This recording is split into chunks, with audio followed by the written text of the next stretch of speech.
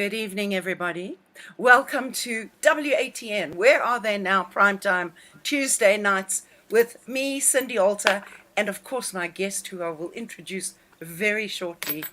You know that every week we talk to iconic and legendary South African artists, people in the music business, local and international. We like to check out all the stories, the crazy stories especially. We like to get the lowdown on the hoedown. We like to hear maybe, something funny that happened to you, which might not seem funny in the time, but it still will be funny. So, perhaps you're still in the music business, perhaps you've moved on, perhaps you're doing something else. Whatever it is, we want to know where you are now. It could be a bittersweet journey for some of us and a formidable ride for others, but whatever it is, it rocks, and we wouldn't have it any other way.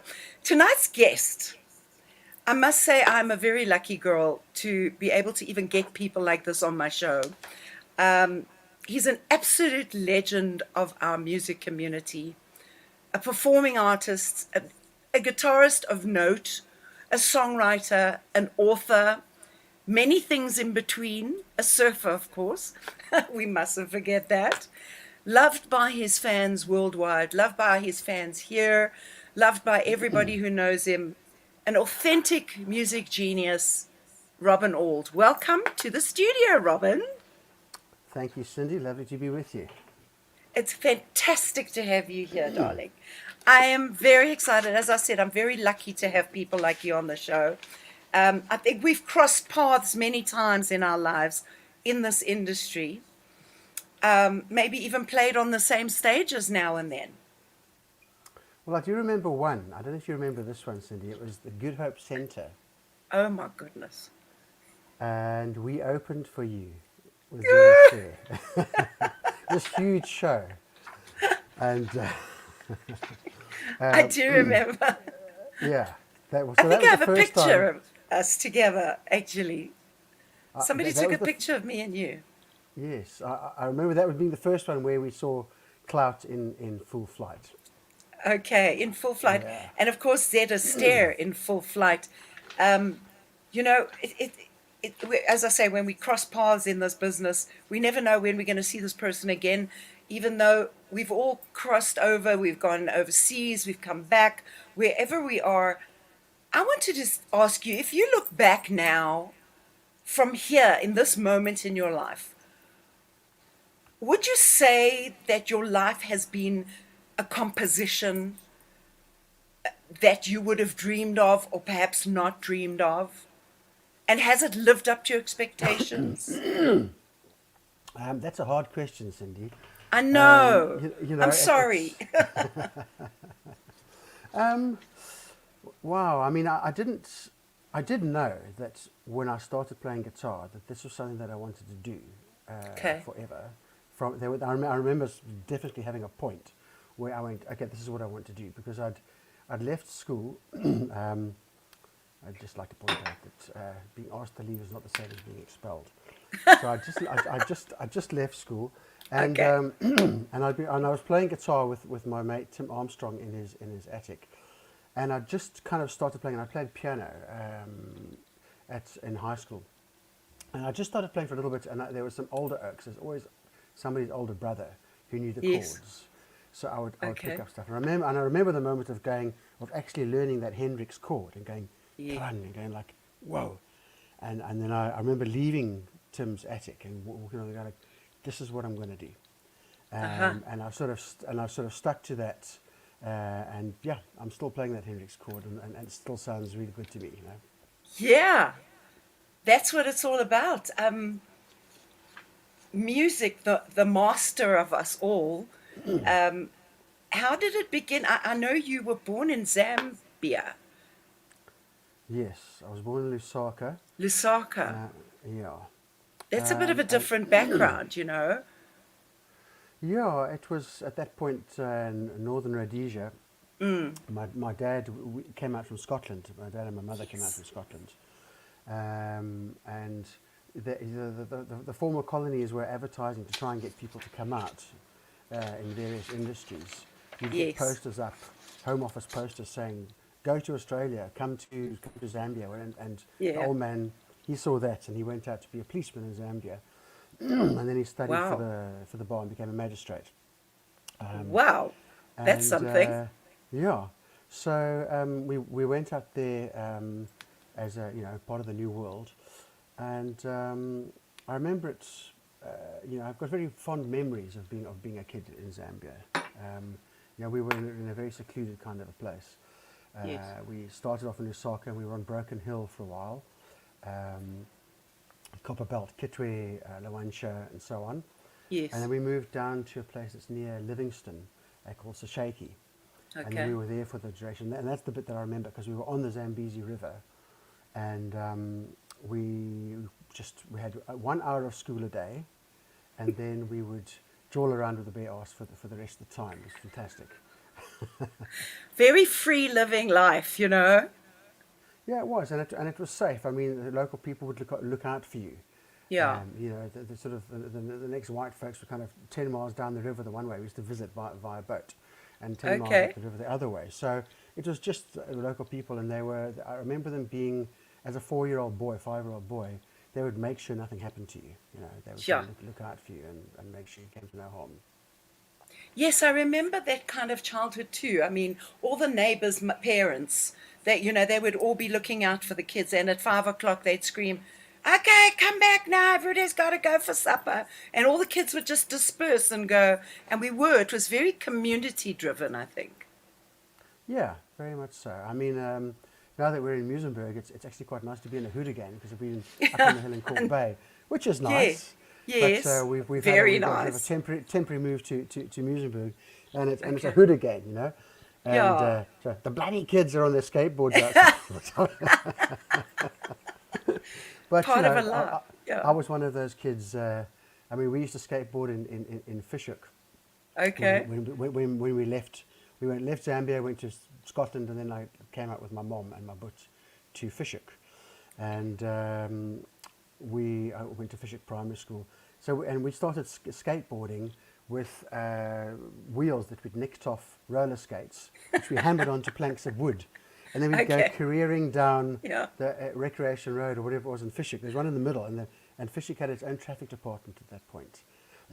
And they were, I don't know if, they were legendary, the Fishhook traffic cops, they were the worst. And there was one big fat one who dreamt of catching us coming down this hill. He just dreamt, though. He just dreamt. I mean, we had a few skirmishes once or twice, but we were fast. So that kind of childhood, I mean, I understand it. A lot of South African kids, or kids that lived even in Rhodesia and stuff like that, had those kind of childhoods, and a lot of music. There was always music. And I know Yeah, that a lot of your influences, I mean, your stuff is bluesy. I mean, Hendrix, that strong bluesy rock stuff, rootsy music. I think that's part of you as a guitarist, especially. yeah. I mean, the first album that I ever bought was Loose Ends by Jimi Hendrix, which is not an official Hendrix album, but it's a kind of a jam with, I think it's Billy Cox and Buddy Miles, and they're jamming. And that was the Yes. first album that I bought. And Rob Knopfler, by the way, tells a story as well, which is when we heard Red House, we didn't realize this was a whole musical form. We thought, wow, this is a cool song. And I can remember learning the intro to Red House by lifting up the needle, putting it back in. What the heck is he Yes, doing there? And going backwards and backs. So, absolutely. so that was the electric side of things. But I had Yeah. started on acoustic guitar with Neil Young. That was Okay. the first. Yes. The Needle and the Damage Done was the first song that I learned to play on a gut string guitar, which my buddy Colin Patterson's elder sister Barbara had a gut string guitar, so I learned to play it on that. So the acoustic thing was kind of happening, and the electric, and it's been an ongoing thing in my life. I still love the acoustic guitar, Yeah. and for many years, when you couldn't really get enough budget for a whole band. And I'd sort of learned, being in England, I learned the kind of folk scene of it, and that you could actually do a gig, solo acoustic guitar, Yeah. and put braces on your kids' teeth like that. And Yeah. so that was like, Yeah. I did that for a long time, and so We got to I did that. survive, man. You got to survive, man, and it travels light. And I discovered a lot of folk artists in the UK who were doing exactly that. So that was quite a learning period as well to get back to the acoustic. But then what happens is I played acoustic shows for like 15 years, and I got fans who don't even know that I play the electric guitar. So the Sure. last few years I've been coming back out of the woods a bit and trying to get the electric back in there. And the next album's going to have a lot more electric on it as well. But the fact that you are sort of ambidextrous, so to speak, that you play acoustic and electric just as well, I think it served you very well because, as you say, when you got into the folk scene, you had to use your acoustic. And now that you're playing more rock stuff, maybe more sort of harder stuff, more blues and stuff, then it's definitely, having the slide or having that at your fingertips, it's a different thing. Absolutely, and when I first got into recording, if you remember, the 80s was a very bad time for guitarists. It was a time when you play the mix in town and you play your song, and then some oak would come up at the front and say, "Can you play Get the Balance Right by the Best Mate?" And so it was a bad time. Yes. So I mean, I love Depeche Mode now, but at the time it was hard going. And Don't let Julian hear that. Julian is such a Depeche Mode fan. He had a band called Depressed Mode, I swear. is it? So, Well, if- now I love him, and I mean, I have to say, I like the Pet Shop Boys now as well. I yeah, like you Georgie and the know. Roder. All that stuff. It was all Exactly. original, and it was shaking things up, and it came in. But at the time, as a guitarist, it was kind of a bad time to be playing, and particularly for drummers. I mean, I'm complaining as a guitarist, but drummers had a really bad time then. Well, because that's And when all the electronic stuff came in. yeah, Lynn drums, and Yeah. so I was listening when I first started recording. I was listening to old dad rock stuff in clapped out combis, like listening to J.J. Cale and Little Feat and Jeff Beck and Yeah. Frank Zappa. And then we went into the studio and we were doing this kind of, it was the 80s, so you were making all this kind of 80s stuff. And what I've been doing the last 15 years is getting a little bit back to that kind of laid back, goofy rock blues kind of thing, more slide, which I always play, Yeah. but I never Yeah. find a way to actually make it into a pop song. So that's got a lot easier, over the last 10 years for sure. I just wanted to quickly mention the Lancaster band. Yeah. Yeah. Uh, Was the guy from Freedom's Children was in that band, was he? Brian Davidson, yeah. Yeah, Brian, that's right. We've got some photos. Let's have a quick look. I love this kind of thing. Woo! Wow. Where was that? Where the heck is that? I'm just looking at it going, I've got a suspicion that might even be Joburg. Really? Sherbet. We did come up to Joburg. Okay, wasn't the Rotunda one of those places? Well, the Rotunda it might have been the Rotunda, but it had a bigger stage, the Rotunda. I mean, we played like, it might have been Plum Crazy or something like that in Joburg. We came up Okay. with a bunch of shows. And I remember it was to do the SABC Battle of the Bands, All right. where Backstop won and we came second. Well, that's a Uh, pretty good thing. Yeah, You know, yeah. Well, and well, look at you Backstop were killing boys. it then. Fresh Backstop faced. were killing it. Old Tim Pasler, we love him dearly, and Larry Amos. Yeah. Still got to Um, have them on the show. So these were the boys that you used to hang out with. Very handsome, long-haired chaps. I know. It was the Lancaster band went through quite a few permutations. I mean, when I started with them, I was playing keyboards, Okay. and Robin Lancaster was the guitarist, and then we sort of went into that sort of a phase, and I bumped into Brian Davidson in Musenberg actually, and we jammed together, and he Wow. was, and I remember him. He was incredibly, he could be very bitter, but Okay. funny as well. Yeah. And I remember sitting. I can't remember exactly where it was, but I was sitting playing, and I was the local hotshot on the guitar, and Brian was against the bar, and somebody went up to him and said, "Brian, you must check Robin out. He's really good." And I remember Brian turned around and looked at me and he took a sip of his drink and said, everybody's really good. Yeah.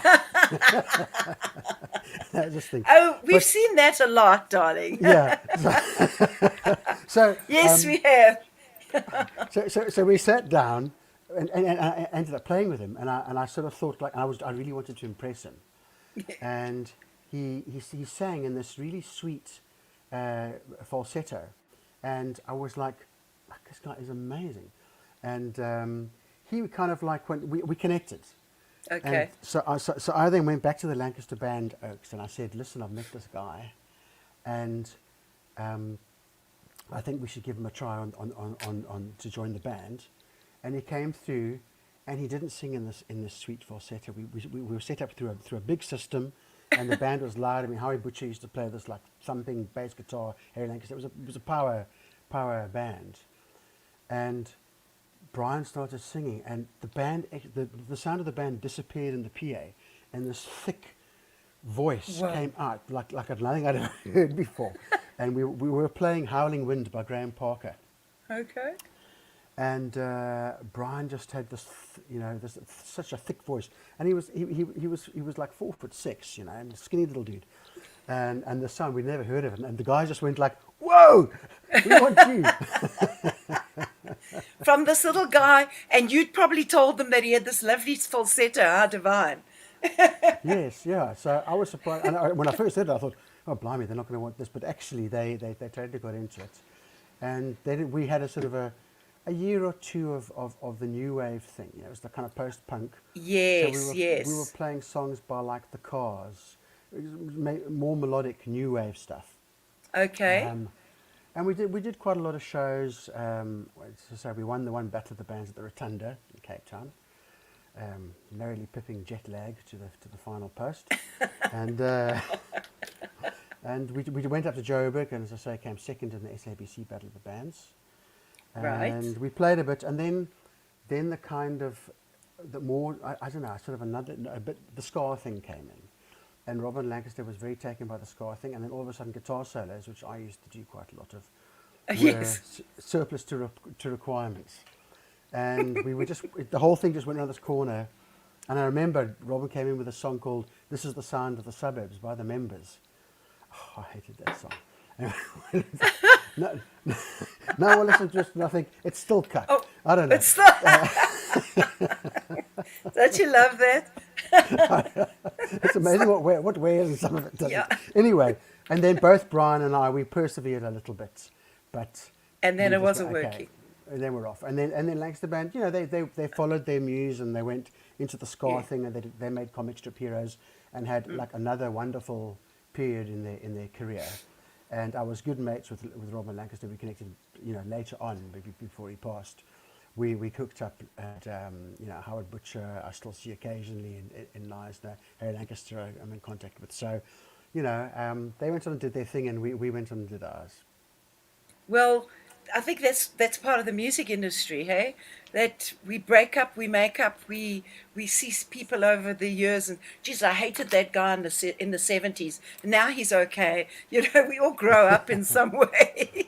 I just wanted to let you know, Robin, that a whole bunch of people here from all over the world, Hugh Berlanger, Marion Wittek from Germany saying hi, Ian Hello. McFarlane.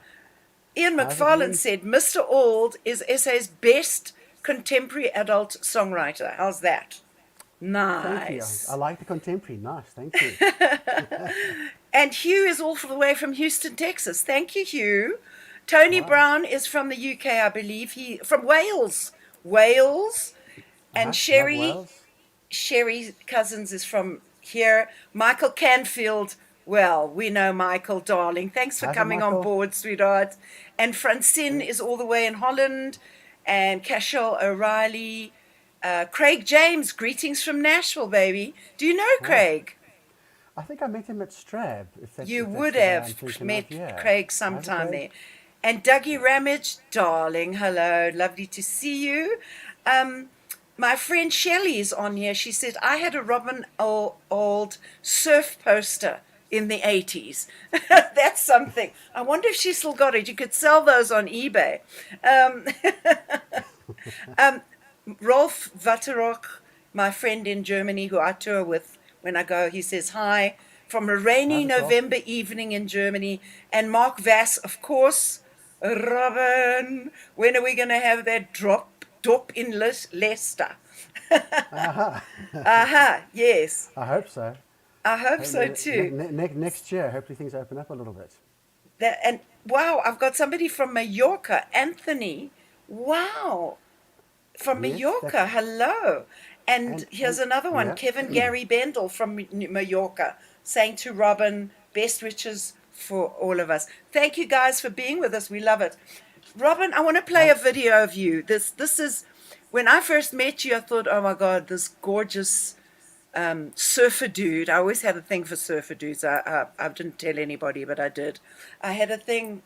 I just loved the freedom. I always wanted to learn to surf. And when I was in California, a friend of mine took me. I could not get up on that board, man. I just could not get up on that board. Well, and he kept slapping my ass and saying, get up on that board. Get up on that board. And I was like, oh, God. I think I was just liking him slapping my bum. But anyway, that was another story. Let's see that video. It's a surfing thing. It's I think it's beautiful. It's called Back to the Line. One of your beautiful songs. Thank you. And we'll talk about the song afterwards, Robin. Okay. Julian's going to play the track now, hopefully. And if not, I'll just have to knock on his... Yeah, there we go. Knock on the door. Aha. Wow. Love it.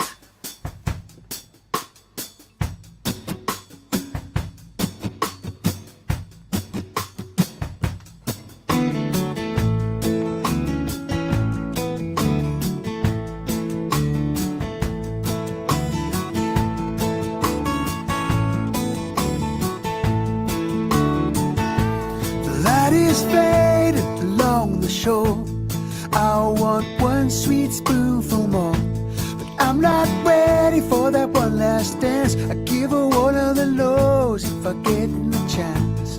But if she takes me, oh then she takes me. If she takes me, then I'm going home. If she wants me, I guess that she'll have me. All I ask is that she swallow me whole, oh, swallow me whole. Back of the line, I'm out of time. Back of the line, shadow on my mind. Back of the line, I'm out of time. Back of the line, shadow on my mind.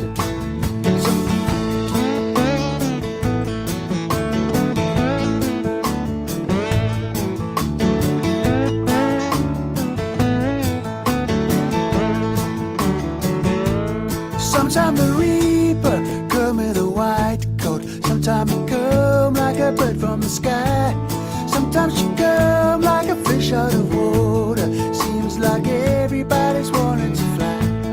But if it's my time, then it's the right time. I can't cry, I never got to roam, no. And if the song rolls on in my mind, something to whistle as I'm on my way home. Whistle all the way home. Back of the line, I'm out of time. Back of the line, shadow on my mind. Back of the line, am I out of time? Back of the line, shadow on my mind. Hey!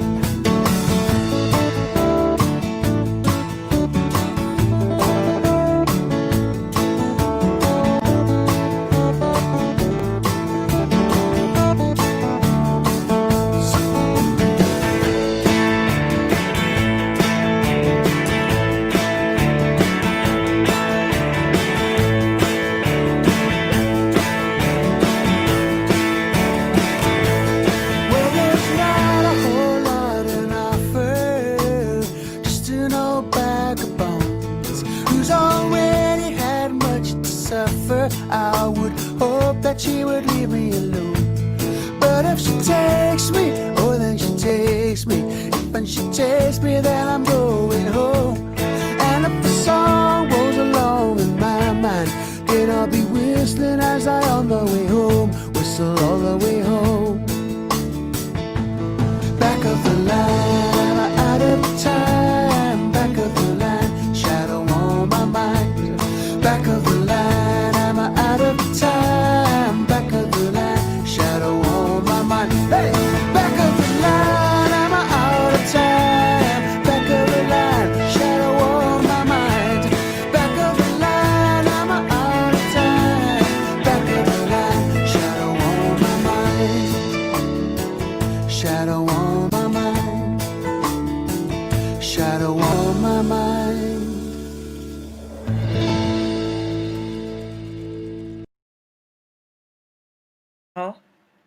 It's so you. It's so you. Thank you. It's quite a mellow song, but It is a mellow it seems to be one song. of the more popular. Yeah, yeah. But Well, I wrote it. yes. I wrote it after being out the back at Musenberg and having a bit of an experience with a shark that I didn't see. So it could be, one could say this is completely not true, but I was out there and it was a kind of a grey, misty day, and there was nobody else out, which was unusual for Musenberg, and it was breaking super far out the back. And I was sitting out the back, and I just started feeling like I didn't feel like I was going to get bit. I felt like I'm going to see one, and Oh, I was just waiting. I'm sort of looking, and as I say, it was June gone out, and I started thinking, I'm going to see it, and it didn't. But the feeling kept on going on. And I thought, you know what, I'm just going to get out of here.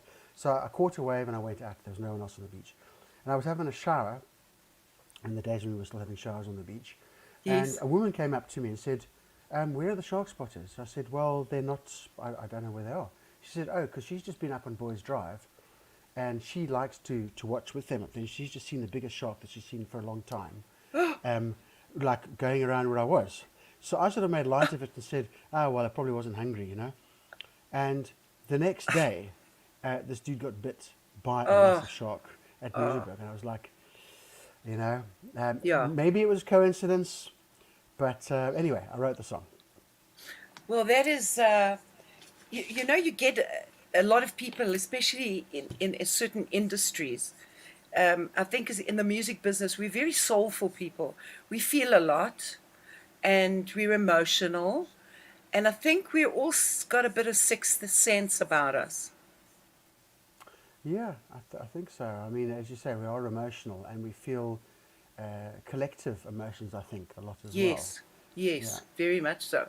Collective, especially. I mean, you're out there and you can feel what the audience is feeling so many times, eh? You go yeah, out there and yeah, you just know what they are feeling. It's beautiful. yeah. It's an incredible feeling. Um, Robin, you've had so many guitar influences and stuff like that, and you talk. Let's talk about your move to the UK. When around was that? Well, I first went in '86, Mm? and that was kind of the end of that period where we were all playing all over the show. You know, Tribe After Tribe, Petit Cheval, Elemental. Everybody was playing Yes, all over the show. yes. Helicopters, and We were doing all those big tours, those big concert venues, and everybody was mixed again, and it was just finally coming together, South Africa. it was a really nice time to be playing. Yeah.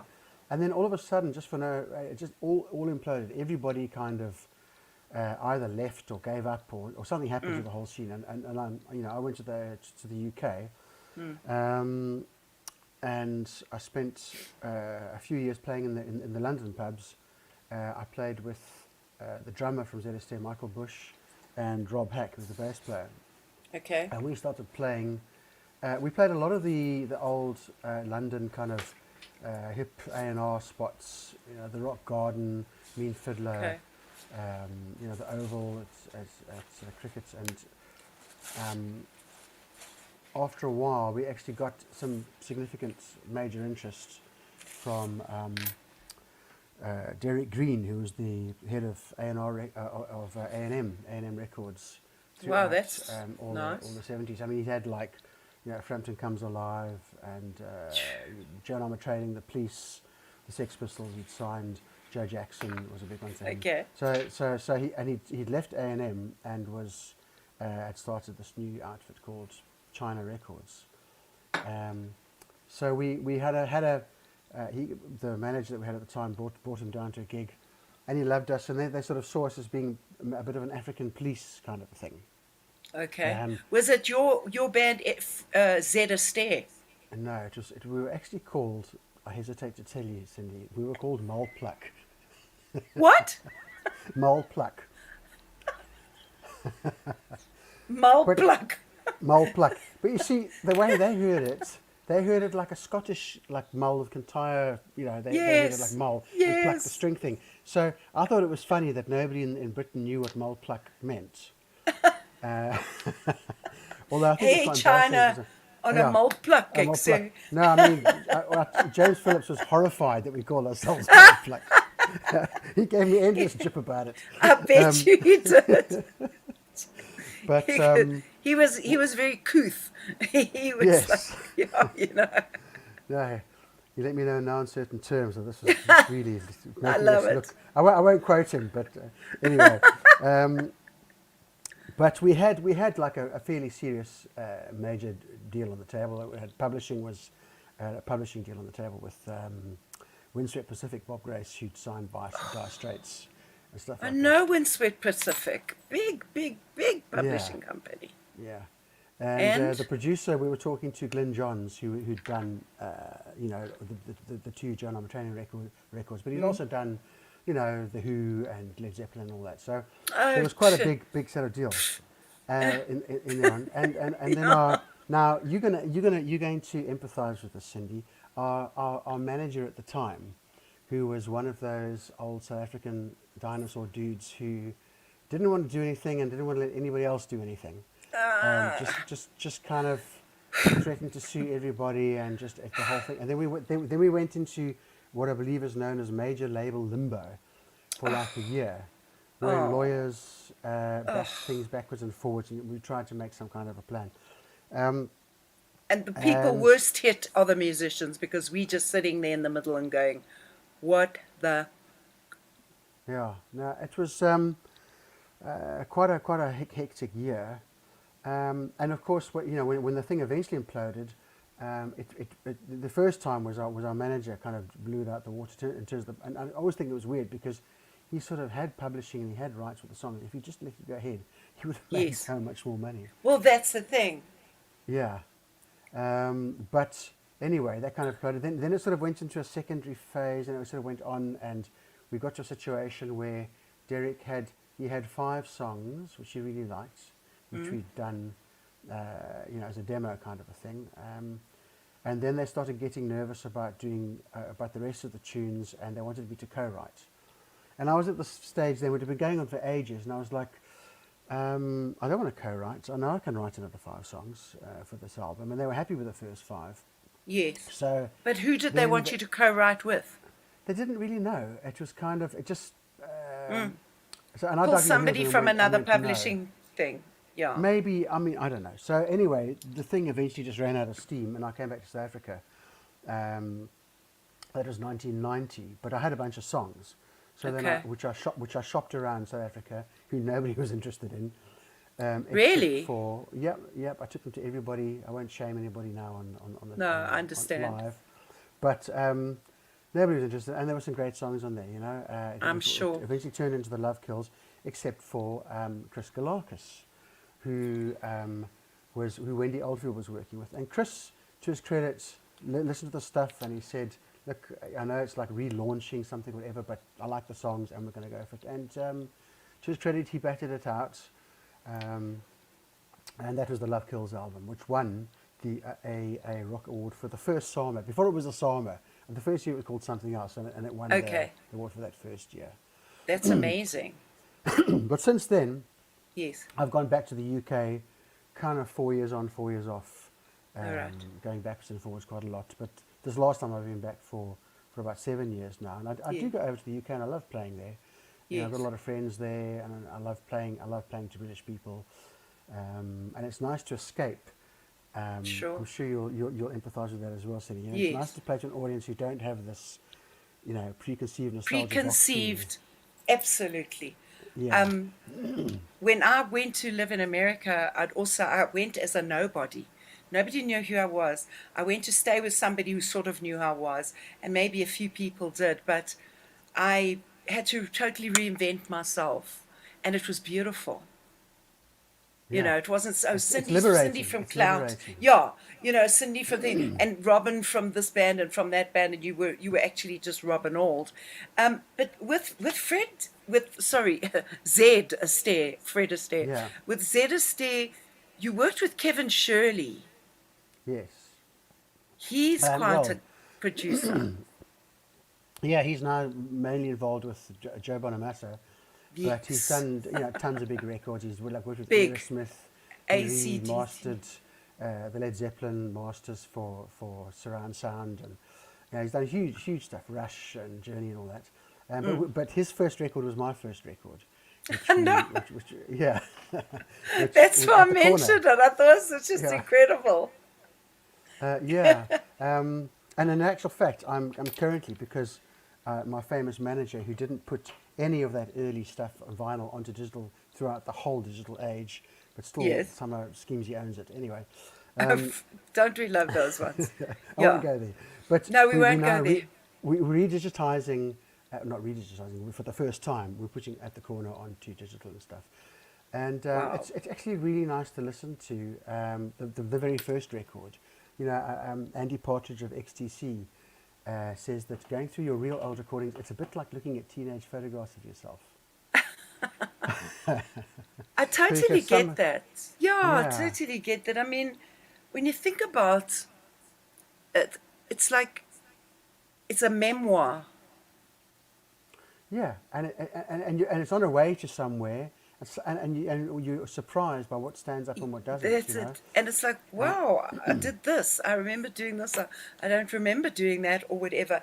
But I think it brings us. I've often looked at old photos or heard old recordings and then written a new song. Well, I'm hoping to get to that, because I've been so slack about writing songs the last few years. As you may know, Cindy, I've been doing a republishing label called Shoreline Songs, which has been helping get other acts out into the marketplace a bit more. I wanted to, of course, talk about that. Absolutely. So I've been doing that mainly for the last 3 years. So my own stuff is sort of, I haven't really been too proactive about writing my stuff, but I'm getting to a stage now where I want to feeling like stuff a little bit more, and especially I think once I've gone through the process of digitizing all the old albums, we've also got, Kevin Shirley also produced Ocean Motion and a live record at the Three Arts and the first Zed Astaire record. So I think in listening to it, as you say, it's kind of inspiring, and it kind of reconnects you to your original writing, what you originally wanted to write about, what you wanted to say. Yeah. And it encompasses a whole a lifetime of you. This has been your life's work. Yes, so absolutely. I'm doing a lot of admin right now, also just making sure I've got all my rights done, and all that, the sort of technical side of things. And I'm putting out a greatest hits album. It's called In My Time. So it's going to have like 2 songs from every album, say starting from Clout to now, with a new single. And just listening to those songs and listening to the different places I played them in, like some recorded in LA, some in Nashville, some in wherever. It's just been such a mind flip. To remind yourself of who you are. Exactly. It's like, you know what? You're always trying to get the next one, because that's what we do. Us musicians, it's like, okay, now what am I going to do? Now what are we going to do? What's the next step? What's the next step? And for quite a while, I've sort of been sitting here and going, look at what you've done. You have to look at your anthology, Yeah. I think it's very important. I would like to just take this moment now to play that song. I'm sure it's the same as my that song. I've got a that song. Hey, you're going to play that song? Because everybody knows that song. And it is a gorgeous... The version in the sauna. No, I haven't got that version. Okay. I'm sorry. No, I haven't got that. How do you know about the sauna? Anyway... I think I told you that story. Oh my God. Maybe I didn't. Just to also let you know that we've got a lot of people back here. Rian Jacobs. Hi, Robin. You played at Durbanville High School in 1980, think. You're all that woman. Wow. And I kissed my first girl that night. I still have the 7th single and decided to get into sound and concerts, which I do to this day. What a vibe. Shelley, woohoo! Doug, what a cool song. Everything's... No, I think we've got some really nice comments. Paul de Villiers. Hello, Paul. How's it, Paul? Wow. enjoying the chat, guys. We're enjoying everybody. Please stay on. Got so much more for you, especially this next song, one of my favorites of all time, really will be. And Robin, a gift to the world, this song was. Please play it for me. The acoustic version. Thank you. Okay.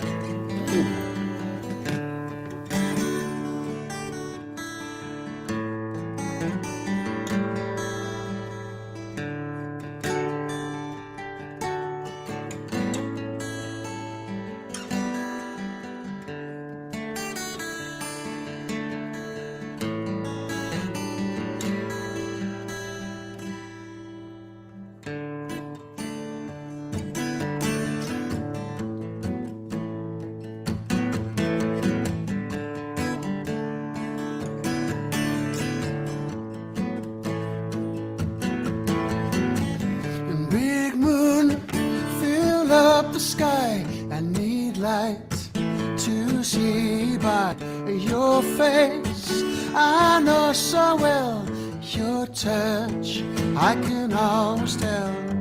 So many people looking and so many turn away. Maybe they hope for something better, yeah. But with you I stay. You were all of woman to me. There is something of you in every girl I see. You were all of woman to me.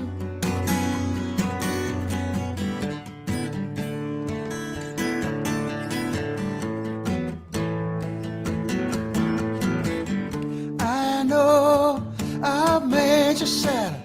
I admit that I've been bad. I'm gonna take some time to claim what I know's mine. I know I've taken chances, get something else from someone new. It always turns out an illusion, yeah. And I can get it from you. You were all of woman to me. There is something of you in every girl I see. You were all of woman to me.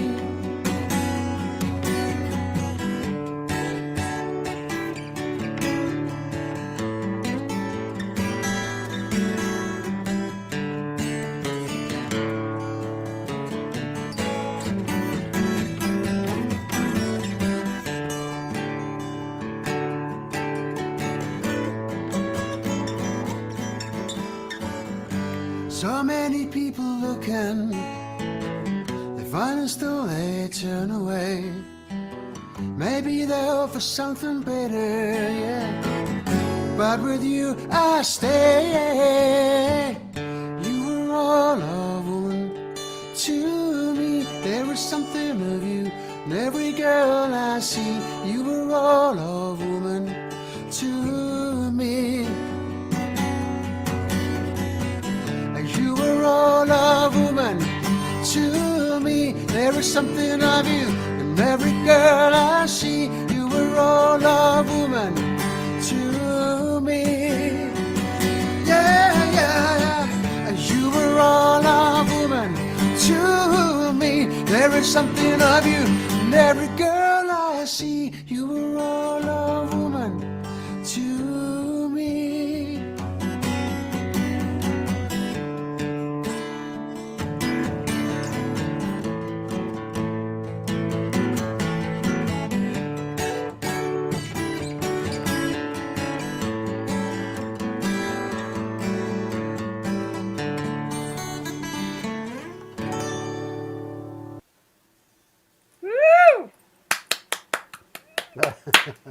And that's such a gorgeous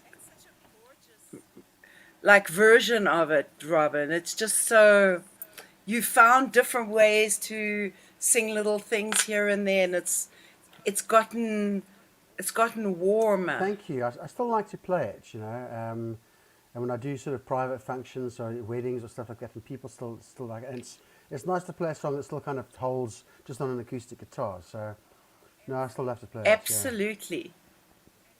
And so you should, because I mean, I know it's like for me, I say that's that song. Like everybody's, oh, you've got to play Substitute, you've got to play it. And of course, I love the song and all that. But for me, it reminds me that that song put me where I needed to be in the world, you know. Yeah. And so your song, it put you in a more sort of visible commercial vision of what you were doing, and gave you the chance to do whatever the hell you wanted to after that. Well, I mean, you go through a period, I'm sure you went through it as well, where you Yes. think, I don't want to play that song. Absolutely. You get all bad tempered Absolutely. about it. You don't, and I went through like quite a long time. I didn't want to play it, but what happens is, you know, as you get older, you get a bit more grateful, and I sort of found like playing it, and also discovering that other artists, everybody's got one, and Yes. somebody said to me once, he just said this thing to me, he said, "What, you're going to go see Frank Sinatra? He doesn't play my way." I You went, know. you know, Yes. fair Yes. point. Yes. Sure. And be grateful that you've got a song that people remember and stuff. I mean, you've got to sometimes, in my situation, it's a bit of a double-edged sword sometimes, because you have people that know those, you know, 80s recordings, and they fill a nostalgic part of their lives, but they haven't really joined with you in your journey for the last 20 Absolutely. years. And they don't know anything Absolutely. you've done, they don't know any of your recent songs. So there is a point where you go, I'm happy to play this, and you know it means something to me, but I'm not going to let it dictate my current situation. And Yes. if you're not actually interested in anything I've done in my last 4 albums, then you know I don't really need you as a fan, to be blunt. Absolutely. I And, totally and some get people that. take that view, but Yeah. mostly I play All of Women, and I'm grateful for it, because it means that I can play Barrydale, I can play you know, East London and Napier and places like that, because Yeah. they know Baby Even Good and they know All of Women. I start off with that, they know that, and then I hoy blues songs quickly, and they go, okay, Yeah. Yeah. now the furniture's comfortable, and I can do a show, and I'm grateful for that. It's a thing, wanting or wanting inside yourself to be seen as more than that. So for me also, you know, I always go back to me, because we're talking about our musical journeys here. And when I moved to America, I never sang a cover song in 15 years. I only sang my own Wow, songs, and I never sang Substitute ever. wow. And then the minute I came back to South Africa, everybody's like, "Oh, you've got to do Substitute. I mean, you've got to do Save Me. You've got to," and I'm like, all those That's years. strange. And you know, the weird thing is that if you had played Substitute They in would have loved it. California, well, Yes. you know, I'm about to say that the opposite here, they might have enjoyed it. But I Yeah. remember playing, I have this memory of playing at, it was a place called the Stables, which is one of the top UK venues. I wasn't playing the Yes. main, there's the main stage where all the big acts play, and then there's a little stage 2, like a 100-seater. Stage And two. I like that. stage 2. And it was full, you know, and it's weird because I had my little, you know, in the UK there's a lot of curiosity for roots and blues stuff. So I put, Yes. you know, they punt me as being, it's a South African roots blues thing, and they go, okay, well, we'll give that a try. There's a curiosity. They're looking for new stuff. Yes. So I was playing the show, but there was a South African couple there. And they said, play All of Women, play All of Women, play All of Women, play All of Women. And nobody, they were all Brits, they'd never heard of the song. And I played it for them. Yes. And it was curious that the song had no resonance, because Aha. there was no memory. They didn't Okay. have the memory. It wasn't lodged in their memory banks, and it just kind of went like, it's all right, you know. But Yeah. but it didn't have that same resonance that it has Impact. with South Africans. Impact. So Yeah. you know, it's like, as Africans, we've got to have that two-tier thing, as a lot of the West Africans did. You had guys like, you know, Yusu Ndua or Salif Yes. Keita, Yes. you know, Maury Kanti. They had their career that was for the overseas, and then they had their careers at home as well. You know? And it was Absolutely. different repertoire and so forth. Well, sure. I mean, yeah, it's definitely. I mean, here, you know, I do cover gigs, but I always put my originals in, obviously. But people Yeah. want to hear that, and they want to hear what I'm playing, but then they want to play horsey, you know? And it's like Simply the best. simply the best. You do it so well, darling. And I'm like, yeah, okay, you know. Um, your label that you were talking about, Shoreline and all that stuff, Yes. that's all awesome.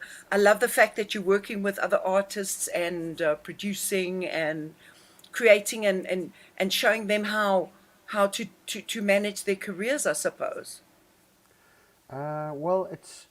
Um, I started off with my initial the streaming thing, and Yes. Shoreline Songs has morphed into various ways of helping. I mean, the initial thing was I had a situation set up with Charles Kuhn at Next Music, Yes. who approached me to do. I can't remember. I think maybe I chased him. Anyway, we ended up in a situation where they were doing the streaming for me, and I thought, well, this kind of works for me as an artist. There are so many artists who, especially in the Western Cape and South Africa at large, who have got a lot of talent and good songs, and that's because I'm a song guy, and who've got songs, but they don't quite know how to get it out there. So why don't I try and set up the same structure for other artists Okay. who maybe not quite so good on the admin side of things. So I did Yes. that, and got involved with a lot of artists that from the singer-songwriter kind of genre, Yes. and we got that up and going with the streaming thing, and then sort of I slogged away at that for like 2 or 3 years, and then it became apparent that streaming was not going to become the earner that we thought it was. Okay. As everybody's kind of finding, and one plays the game, and you can't just put a financial, like a money thing on it, because if you are available on, Spotify and iTunes and Apple and all that stuff, then it does help you with your profile. It helps you get you out there, it Sure. helps your gigs, it helps legitimize you as an artist, all that Yes. kind of stuff. So I feel happy that a lot of the artists that we've worked with have had that sort of legitimate stamp of being available so people can go into iTunes and find them, but it hasn't made anybody any money because the streaming is just pitiful, as you know. So it's kind of morphed now a little bit back to what my original thing was, which was I was sitting watching an HBO series, and the credits were rolling, and there was this song playing at the end. It was this kind of quirky singer-songwriter, and I thought, this is not like a top 40 hit. It's some quirky dude from, Tucson or Seattle or somewhere.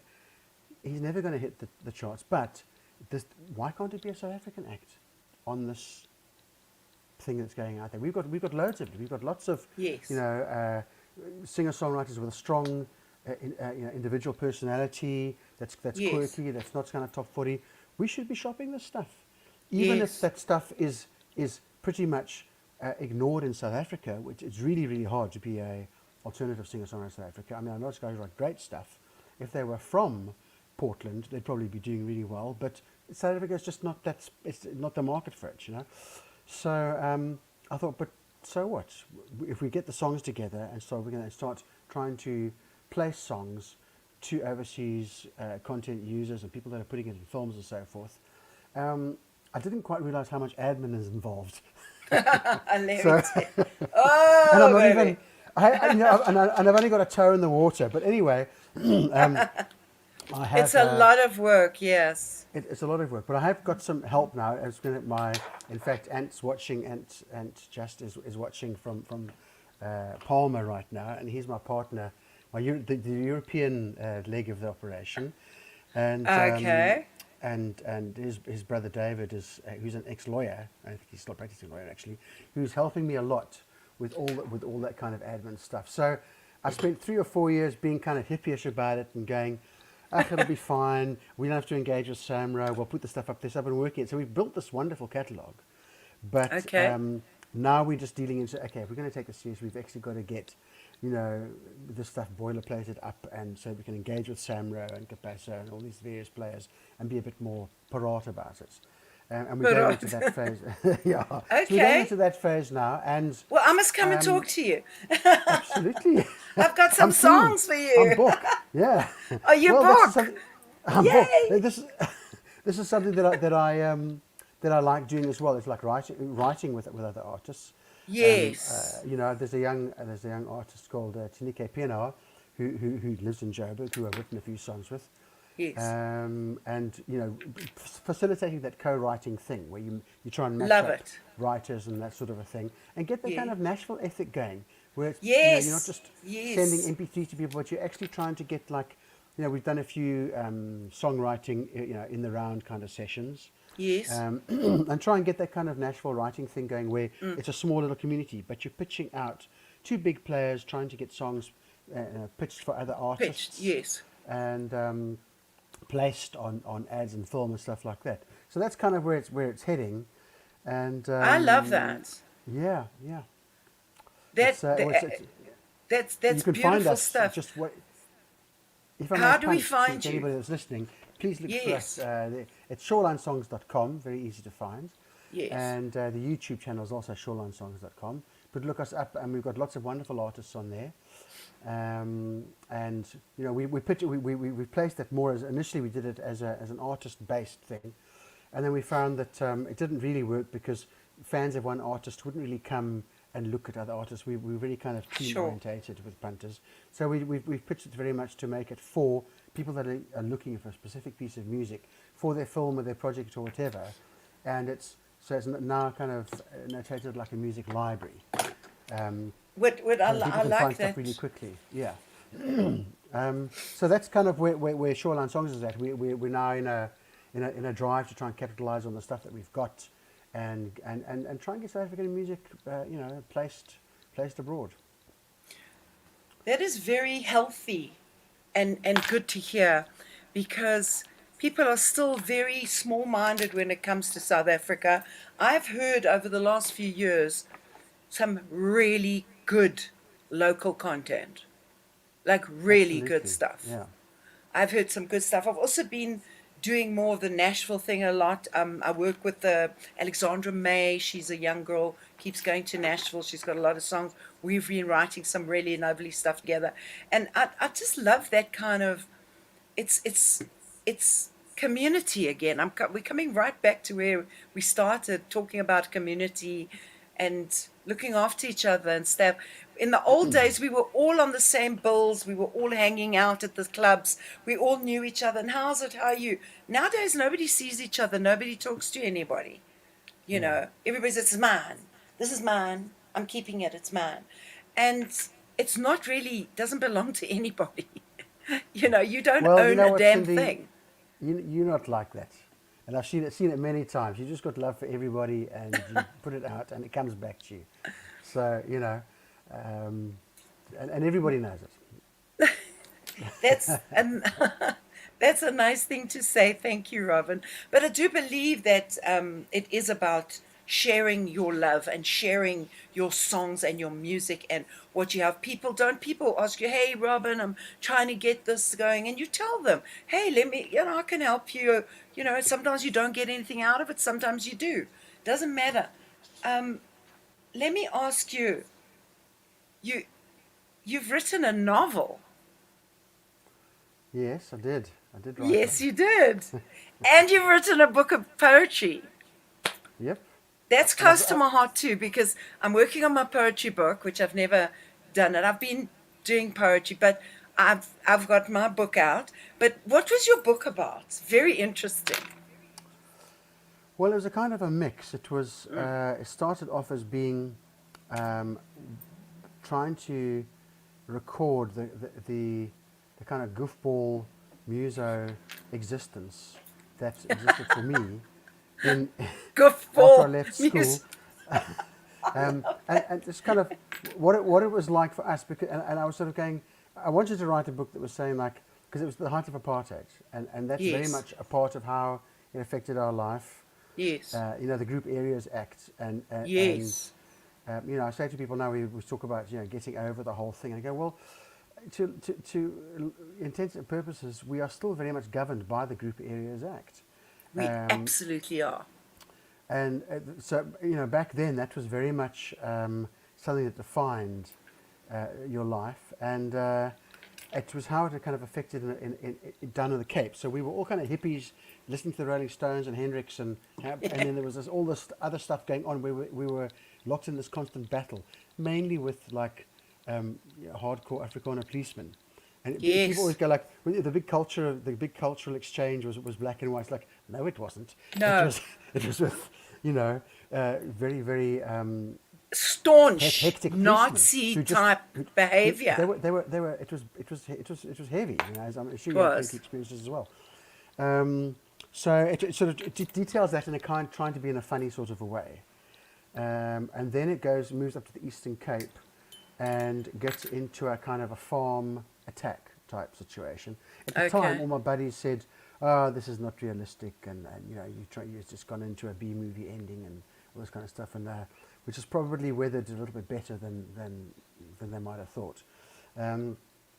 But it was also trying to capture the way South Africans spoke and the language. Because I'm a huge fan of South African. So I'm sure you South African language is lovely. Yeah, and when we first, I don't know if you remember the back of the Darling magazine. Yes. You had Blossom.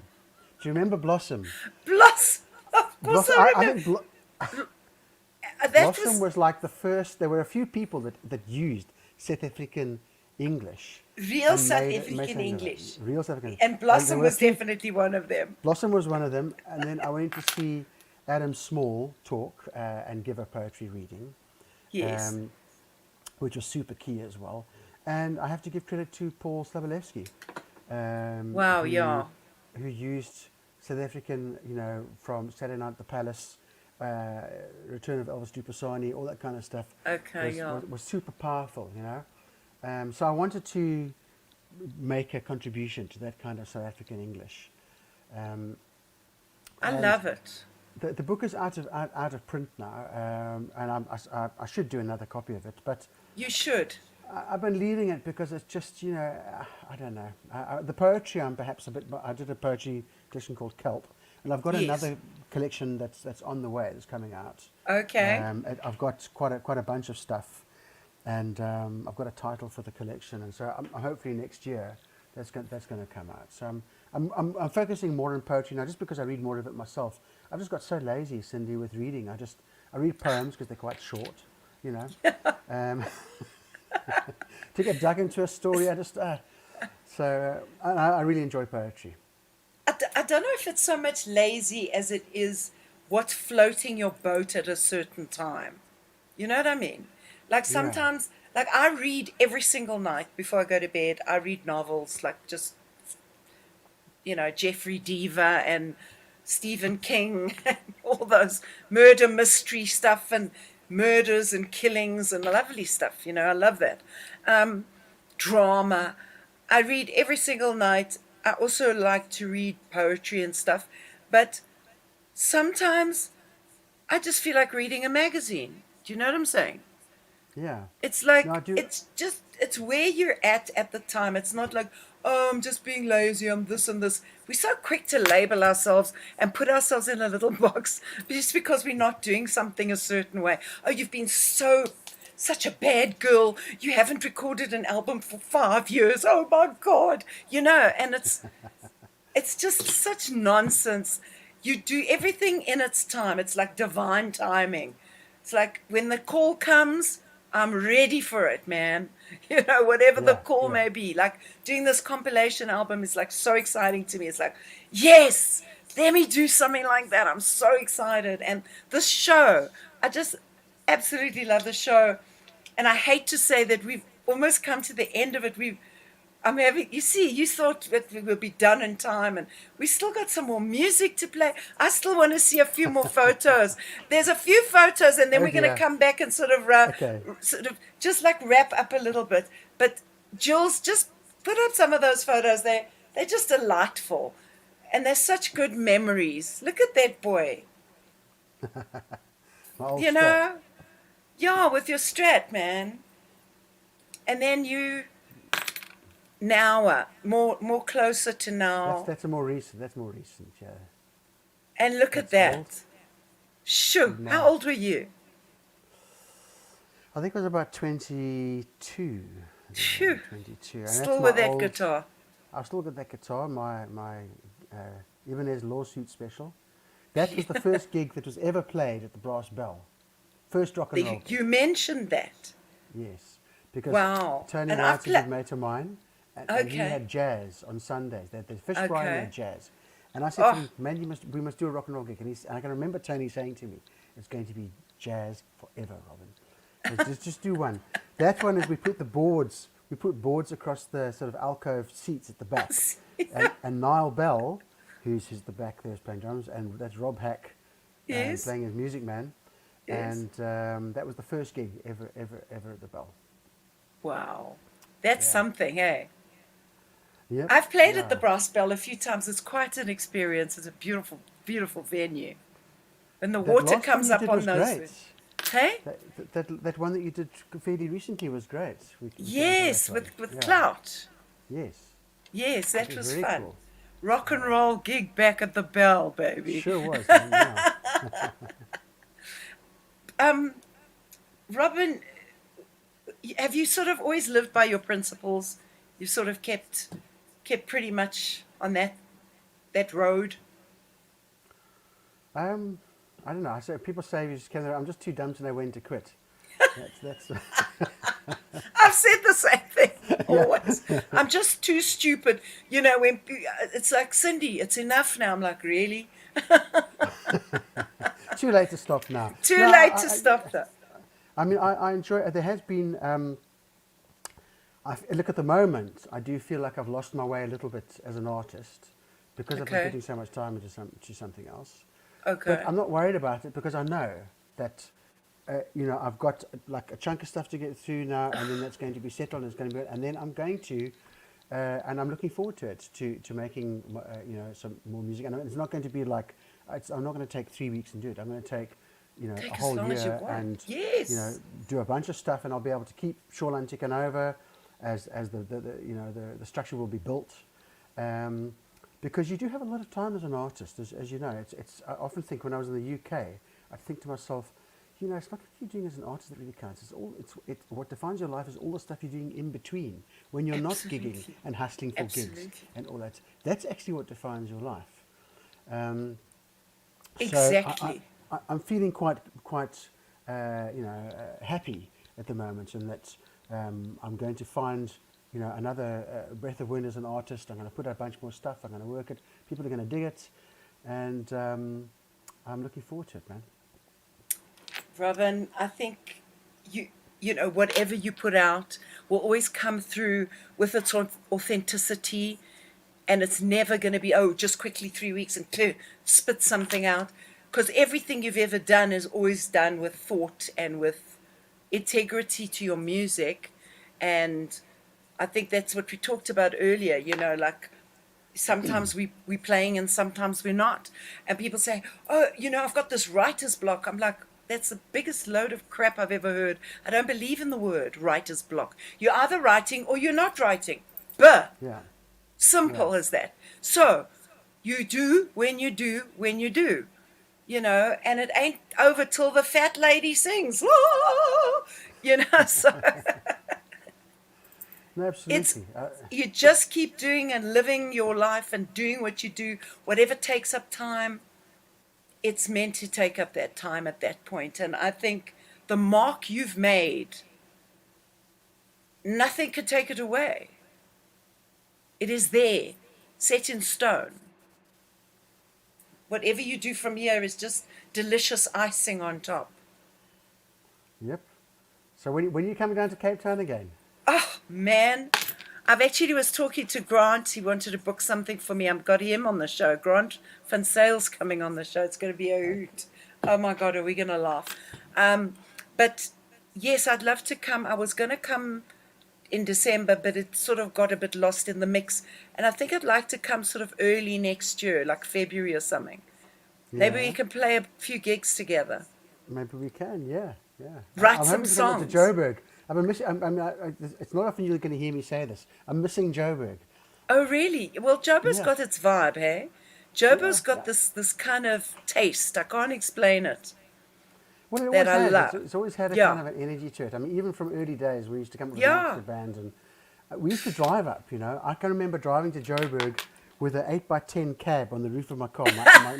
My guitar amp speakers, they had to go on the roof racks, driving through the Karoo with this thing to get to Joburg. But, you know, Joburg's got a lot of energy, you know. It's got a good energy. I like to ride all my Joburg mates because it's an ongoing thing, Cape Town, Joburg. We love it, you know. I like but both. I'm looking forward to get up there. I'm looking forward to seeing you. I think everybody's looking forward to seeing you. Everybody's looking forward to hearing you again. And I know that every single person that's been on here today wishes you all the best in everything that you endeavor to do. And I've been so absolutely honored to have you in the studio today with us, Robin. Absolutely fantastic. Thank you for having me, Cindy. What a pleasure. And just, I could have talked to you for the next 3 days. We got to go out one night and drink some tequila, and then we'll talk. You're on. I'm on, you're on. What are we going to play out with? We've got something to play out with. It's something cool. I love this. It's blues. It's you. Yeah. It's such a vibe. I want to say goodbye to everybody. Thank you, Julian, for being the producer. You're so good. Thank you, everybody that's been listening. Thank you to those that will revisit and listen. And thank you, Robin, for being my guest tonight. Thank you. And thanks, Julian, for putting it all together. Very lekker. Awesome. We'll see you just now. Cool.